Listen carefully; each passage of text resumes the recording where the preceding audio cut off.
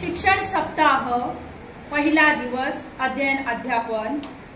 आपल्याला सगळ्यांना माहिती आहे, भाषा म्हटली की चिन्हांचा वापर येतो आणि चिन्हांशिवाय भाषेलाही शोभा येत नाही।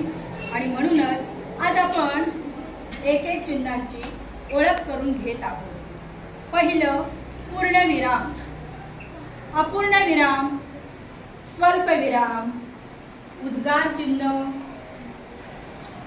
प्रश्न चिन्ह, अर्धविराम, एकेरी अवतरण, दुहेरी अवतरण, अपसरण चिन्ह, संयोग चिन्ह।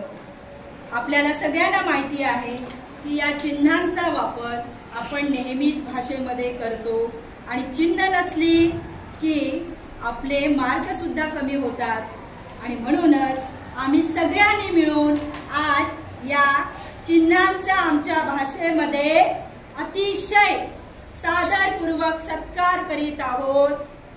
जय मराठी, जय भाषा दिन।